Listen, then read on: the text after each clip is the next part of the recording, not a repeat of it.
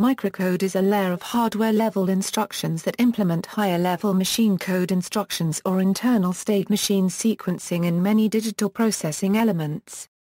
Microcode is used in general central processing units, in more specialized processors such as microcontrollers, digital signal processors, channel controllers, disk controllers, network interface controllers, network processors, graphics processing units, and in other hardware. Microcode typically resides in special high-speed memory and translates machine instructions, state machine data or other input into sequences of detailed circuit-level operations. It separates the machine instructions from the underlying electronics so that instructions can be designed and altered more freely. It also facilitates the building of complex multi-step instructions, while reducing the complexity of computer circuits. Writing microcode is often called microprogramming, and the microcode in a particular processor implementation is sometimes called a microprogram. More extensive microcoding allows small and simple microarchitectures to emulate more powerful architectures with wider word length, more execution units and so on, which is a relatively simple way to achieve software compatibility between different products in a processor family. Some hardware vendors, especially IBM, use the term microcode as a synonym for firmware. In that way, all code within a device is termed microcode regardless of it being microcode or machine code. For example, hard disk drives are said to have their microcode updated, though they typically contain both microcode and firmware. Overview: when compared to normal application programs, the elements composing a microprogram exist on a lower conceptual level. To avoid confusion, each microprogram-related element is differentiated by the microprefix, microinstruction, microassembler, microprogrammer, microarchitecture, etc. Engineers normally write the microcode during the design phase of a processor, storing it in a RAM or PLA structure, or in a combination of both. However, machines also exist that have some or all microcode stored in SRAM or flash memory. This is traditionally denoted as writable control store in the context of computers, which can be either read-only or read-write memory. In the latter case, the CPU initialization process loads microcode into the control store from another storage medium, with the possibility of altering the microcode to correct bugs in the instruction set, or to implement new machine instructions. Complex digital processors may also employ more than one control unit in order to delegate sub-tasks that must be performed essentially asynchronously in parallel. A high-level programmer, or even an assembly programmer, does not normally see or change microcode. Unlike machine code, which often retains some compatibility among different processors in a family, microcode only runs on the exact electronic circuitry for which it is designed, as it constitutes an inherent part of the particular processor design itself. Microprograms consist of series of microinstructions, which control the CPU at a very fundamental level of hardware circuitry. For example, a single typical microinstruction might specify the following operations: connect register 1 to the A side of the ALU, connect register 7 to the B side of the ALU, set the ALU to perform 2's complement addition, set the ALU's carry input to 0, store the result value in register 8, update the condition codes with the ALU status flags, micro-jump to micro-PCNNN for the next micro-instruction, to simultaneously control all processors' features in one cycle. The micro-instruction is often wider than 50 bits, for example, 128 bits on a 360/85 with an emulator feature. Microprograms are carefully designed and optimized for the fastest possible execution, as a slow microprogram would result in a slow machine instruction and degraded performance for related application programs that use such instructions. Justification: microcode was originally developed as a simpler method of developing the control logic for a computer. Initially, CPU instruction sets were hardwired. Each step needed to fetch, decode, and execute the machine instructions was controlled directly by combinational logic and rather minimal sequential state machine circuitry. While very efficient, the need for powerful instruction sets with multi-step addressing and complex operations made such hardwired processors difficult to design and debug. Highly encoded and varied length instructions can contribute to this as well, especially when very irregular encodings are used. Microcode simplified the job by allowing much of the processor's behavior and programming model to be defined via microprogram routines rather than by dedicated circuitry. Even late in the design process, microcode could easily be changed, whereas hardwired CPU designs were very cumbersome to change. Thus, this greatly facilitated CPU design. From the 1940s to the late 1970s, a large portion of programming was done in assembly language. Higher-level instructions mean greater programmer productivity, so an important advantage of microcode was the relative ease by which powerful machine instructions can be defined. The ultimate extension of this are directly executable high-level language designs, in which each statement of a high-level language such as PLI is entirely and directly executed by microcode, without compilation. The IBM Future Systems Project and Data General Fountainhead processor are examples of this. During the 1970s, CPU speeds grew more quickly than memory speeds, and numerous techniques such as memory block transfer, memory prefetch and multi-level caches were used to alleviate this. High-level machine instructions, made possible by microcode, help further, as fewer more complex machine instructions require less memory bandwidth. For example, an operation on a character string can be done as a single machine instruction, thus avoiding multiple instruction fetches. Architectures with instruction sets implemented by complex microprograms included the IBM System/360 and Digital Equipment Corporation VAX. The approach of increasingly complex microcode implemented instruction sets was later called CISC. An alternate approach, used in many microprocessors, is to use PLAs or ROMs mainly for instruction decoding, and let a simple state machine do most of the sequencing. The MOS Technology 6502 is an example of a microprocessor using a PLA for instruction decode and sequencing. The PLA is visible in photomicrographs of the chip, and its operation can be seen in the transistor-level simulation. Microprogramming is still used in modern CPU designs. In some cases, after the microcode is debugged in simulation, logic functions are substituted for the control store. Logic functions are often faster and less expensive than the equivalent microprogram memory. Benefits equals, A processor's microprograms operate on a more primitive, totally different, and much more hardware-oriented architecture than the assembly instructions visible to normal programmers. In coordination with the hardware, the microcode implements the programmer-visible architecture. The underlying hardware need not have a fixed relationship to the visible architecture. This makes it easier to implement a given instruction set architecture on a wide variety of underlying hardware microarchitectures. The IBM System/360 has a 32-bit architecture with 16 general-purpose registers, but most of the System/360 implementations actually use hardware that implemented a much simpler underlying microarchitecture. For example, the System/360 Model 30 has 8-bit data paths to the arithmetic logic unit and main memory and implemented the general-purpose registers in a special unit of higher-speed core memory, and the System/360 Model 40 has 8-bit data paths to the ALU and 16-bit data paths to main memory and also implemented the general-purpose registers in a special unit of higher-speed core memory. The Model 50 has full 32-bit data paths and implements the general-purpose registers in a special unit of higher-speed core memory. The Model 65 through the Model 195 have larger data paths and implement the general-purpose registers in faster transistor circuits. In this way, microprogramming enabled IBM to design many System/360 models with substantially different hardware and spanning a wide range of cost and performance, while making them all architecturally compatible. This dramatically reduces the number of unique systems software programs that must be written for each model. A similar approach was used by Digital Equipment Corporation in their VAX family of computers. As a result, different VAX processors use different microarchitectures, yet the programmer-visible architecture does not change. Microprogramming also reduces the cost of field changes to correct defects in the processor.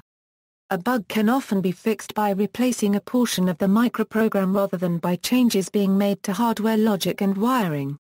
History: in 1947, the design of the MIT Whirlwind introduced the concept of a control store as a way to simplify computer design and move beyond ad hoc methods. The control store was a diode matrix, a two-dimensional lattice, where one dimension accepts control time pulses from the CPU's internal clock, and the other connects to control signals on gates and other circuits. A pulse distributor takes the pulses generated by the CPU clock and break them up into 8 separate time pulses, each of which would activate a different row of the lattice. When the row is activated, it activates the control signals connected to it. Described another way, the signals transmitted by the control store are being played much like a player piano roll. That is, they are controlled by a sequence of very wide words constructed of bits, and they are played sequentially. In a control store, however, the song is short and repeated continuously. In 1951, Maurice Wilks enhanced this concept by adding conditional execution, a concept akin to a conditional in computer software. His initial implementation consisted of a pair of matrices. The first one generated signals in the manner of the Whirlwind control store, while the second matrix selected which row of signals to invoke on the next cycle. Conditionals were implemented by providing a way that a single line in the control store could choose from alternatives in the second matrix. This made the control signals conditional on the detected internal signal. Wilks coined the term microprogramming to describe this feature and distinguish it from a simple control store. Examples: in common with many other complex mechanical devices, Charles Babbage's analytical engine uses banks of cams to control each operation. That is, it has a read-only control store. As such, it deserves to be recognized as the first microprogrammed computer to be designed, even if it has not yet been realized in hardware. The Amiga 1100 reputedly uses a hardwired control store consisting of wires threaded through ferrite cores, known as the laces. Most models of the IBM System/360 series are microprogrammed. The Model 25 is unique among System/360 models in using the top 16 KB of core storage to hold the control storage for the microprogram. The 2025 uses a 16-bit microarchitecture with 7 control words. At power-up, or full system reset, the microcode is loaded from the card reader. The IBM 1410 emulation for this model is loaded this way. The Model 30, the slowest model in the line, uses an 8-bit microarchitecture with only a few hardware registers. Everything that the programmer saw is emulated by the microprogram. The microcode for this model is also held on special punched cards, which are stored inside the machine in a dedicated reader per card, called CROS units. A second CROS reader is installed for machines ordered with 1620 emulation. The Model 40 uses 56-bit control words. The 2040 box implements both the System/360 main processor and the multiplex channel. This model uses TROS dedicated readers similar to CROS units, but with an inductive pickup. The Model 50 has 2 internal data paths which operated in parallel, a 32-bit data path used for arithmetic operations, and an 8-bit data path used in some logical operations. The control store uses 90-bit micro-instructions. The Model 85 has separate instruction fetch and execution to provide high performance. The I unit is hardware-controlled. The E unit is microprogrammed. The control words are 108 bits wide on a basic 360/85 and wider if an emulator feature is installed. The NCR 315 is microprogrammed with hand-wired ferrite cores pulsed by a sequencer with conditional execution. Wires routed through the cores are enabled for various data and logic elements in the processor. The Digital Equipment Corporation PDP-11 processors, with the exception of the PDP-11/20, are microprogrammed. Most Data General Eclipse mini-computers are microprogrammed. The task of writing microcode for the Eclipse MV/8000 is detailed in the Pulitzer Prize-winning book titled The Soul of a New Machine. Many systems from boroughs are microprogrammed. The B700 microprocessor execute application-level opcodes using sequences of 16-bit microinstructions stored in main memory. Each of these is either a register load operation or mapped to a single 56-bit Unicode instruction stored in read-only memory. This allows comparatively simple hardware to act either as a mainframe peripheral controller or to be packaged as a standalone computer. The B1700 is implemented with radically different hardware including bit-addressable main memory but has a similar multi-layer organization. The operating system preloads the interpreter for whatever language is required. These interpreters present different virtual machines for COBOL, Fortran, etc. Microdata-produced computers in which the microcode is accessible to the user. This allows the creation of custom assembler-level instructions. Microdata's reality operating system design makes extensive use of this capability. The Nintendo 64's reality coprocessor, which serves as the console's graphics processing unit and audio processor, utilizes microcode. It is possible to implement new effects or tweak the processor to achieve the desired output. Some notable examples of custom RCP microcode include the high-resolution graphics, particle engines, and unlimited draw distances found in Factor 5's Indiana Jones and the Infernal Machine, Star Wars, Rogue Squadron, and Star Wars, Battle for Naboo. And the full-motion video playback found in Angel Studios' Resident Evil 2. The VUO and VU1 vector units in the Sony PlayStation 2 are microprogrammable. In fact, VU1 is only accessible via microcode for the first several generations of the SDK. Implementation: each microinstruction in a microprogram provides the bits that control the functional elements that internally compose a CPU. The advantage over a hardwired CPU is that internal CPU control becomes a specialized form of a computer program. Microcode thus transforms a complex electronic design challenge into a less complex programming challenge. To take advantage of this, a CPU is divided into several parts. A microsequencer picks the next word of the control store. A sequencer is mostly a counter, but usually also has some way to jump to a different part of the control store depending on some data, usually data from the instruction register and always some part of the control store. The simplest sequencer is just a register loaded from a few bits of the control store. A register set is a fast memory containing the data of the central processing unit. It may include the program counter, stack pointer, and other numbers that are not easily accessible to the application programmer. Often the register set is a triple-ported register file. That is, two registers can be read, and a third written at the same time. An arithmetic and logic unit performs calculations, usually addition, logical negation, a right shift, and logical AND. It often performs other functions, as well. There may also be a memory address register and a memory data register, used to access the main computer storage. Together, these elements form an execution unit. Most modern CPUs have several execution units. Even simple computers usually have one unit to read and write memory, and another to execute user code. These elements could often be brought together as a single chip. This chip comes in a fixed width that would form a slice through the execution unit. These are known as bit slice chips. The AMD M2900 family is one of the best-known examples of bit slice elements. The parts of the execution units and the execution units themselves are interconnected by a bundle of wires called a bus. Programmers develop microprograms, using basic software tools. A microassembler allows a programmer to define the table of bits symbolically.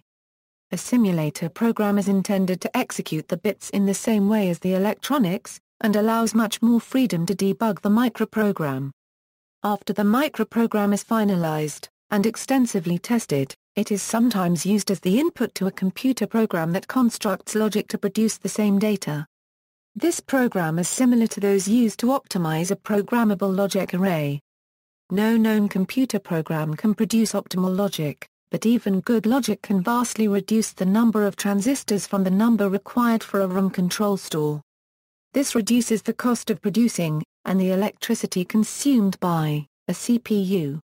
Microcode can be characterized as horizontal or vertical, referring primarily to whether each microinstruction controls CPU elements with little or no decoding or requires extensive decoding by combinatorial logic before doing so. Consequently, each horizontal microinstruction is wider and occupies more storage space than a vertical microinstruction. Horizontal microcode horizontal microcode is typically contained in a fairly wide control store. It is not uncommon for each word to be 108 bits or more. On each tick of a sequencer clock, a microcode word is read, decoded, and used to control the functional elements that make up the CPU. In a typical implementation, a horizontal microprogram word comprises fairly tightly defined groups of bits.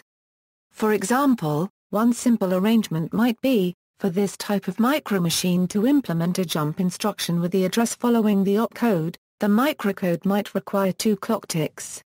The engineer designing it would write microassembler source code looking something like this. Any line starting with a number sign is a comment. This is just a label, the ordinary way assemblers symbolically represent a memory address.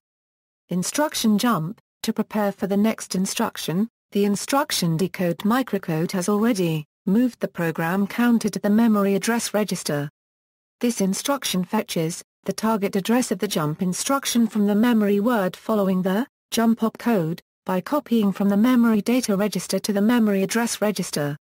This gives the memory system 2 clock ticks to fetch the next instruction to the memory data register for use by the instruction decode.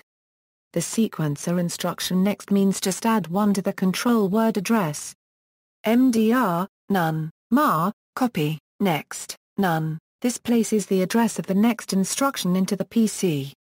This gives the memory system a clock tick to finish the fetch started on the previous microinstruction. The sequencer instruction is to jump to the start of the instruction decode. MAR, 1, PC, add, JMP, instruction decode. The instruction decode is not shown, because it is usually a mess, very particular, to the exact processor being emulated. Even this example is simplified. Many CPUs have several ways to calculate the address, rather than just fetching it from the word following the opcode. Therefore, rather than just one jump instruction, those CPUs have a family of related jump instructions. For each tick, it is common to find that only some portions of the CPU are used, with the remaining groups of bits in the microinstruction being no ops. With careful design of hardware and microcode, this property can be exploited to parallelize operations that use different areas of the CPU.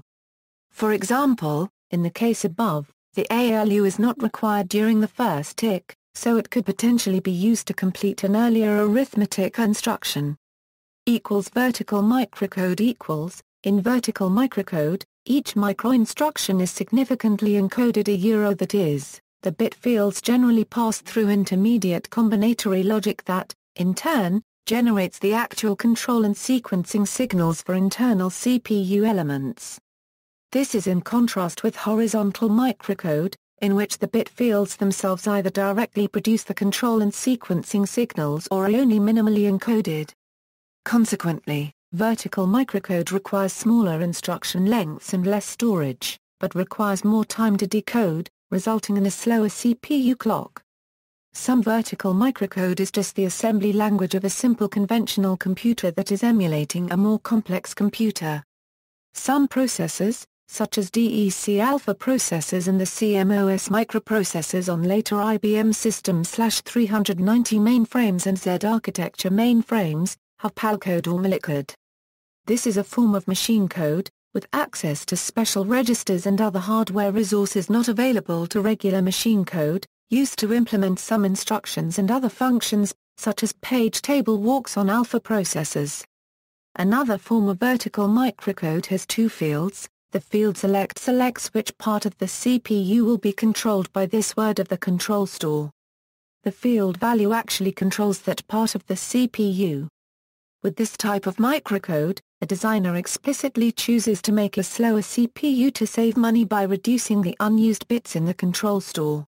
However, The reduced complexity may increase the CPU's clock frequency, which lessens the effect of an increased number of cycles per instruction. As transistors became cheaper, horizontal microcode came to dominate the design of CPUs using microcode, with vertical microcode being used less often. Writable control store. A few computers were built using writable microcode. In this design, rather than storing the microcode in RAM or hardwired logic, the microcode is stored in a RAM called a writable control store or WCS. Such a computer is sometimes called a writable instruction set computer or WISC. Many experimental prototype computers use writable control stores. There are also commercial machines that use writable microcode, such as the Burroughs Small Systems, early Xerox workstations, the DEC VAX 8800 family, the Symbolics Allen G machines, a number of IBM System/360 and System/370 implementations, some DECP DP10 machines, and the Data General Eclipse MV/8000. Many more machines offer user-programmable writable control stores as an option, including the HP 2100, DECP DP1160ths and Varian Data Machines V70 series mini-computers. The IBM System/370 includes a facility called Initial Microprogram Load that can be invoked from the console, as part of power on reset or from another processor in a tightly coupled multiprocessor complex. Some commercial machines, for example IBM 360/85, have both a read-only storage and a writable control store for microcode. WCS offers several advantages including the ease of patching the microprogram and, for certain hardware generations, faster access than ROMs can provide. User-programmable WCS allow the user to optimize the machine for specific purposes. Several Intel CPUs in the x86 architecture family have writable microcode. This, for example, has allowed bugs in the Intel Core 2 and Intel Xeon microcodes to be fixed by patching their microprograms, rather than requiring the entire chips to be replaced. Comparison to VLIW and RISC, the design trend toward heavily microcoded processors with complex instructions began in the early 1960s and continued until roughly the mid-1980s. At that point the RISC design philosophy started becoming more prominent. A CPU that uses microcode generally takes several clock cycles to execute a single instruction, one clock cycle for each step in the microprogram for that instruction. Some CISC processors include instructions that can take a very long time to execute. Such variations interfere with both interrupt latency and, what is far more important in modern systems, pipelining. When designing a new processor, a hardwired control RISC has the following advantages over microcoded CISC. Programming has largely moved away from assembly level, so it's no longer worthwhile to provide complex instructions for productivity reasons.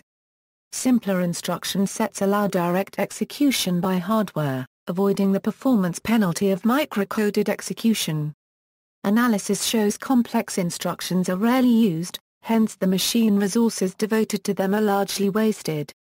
The machine resources devoted to rarely used complex instructions are better used for expediting performance of simpler, commonly used instructions. Complex microcoded instructions may require many clock cycles that vary, and are difficult to pipeline for increased performance. There are counterpoints as well. The complex instructions in heavily microcoded implementations may not take much extra machine resources, except for microcode space.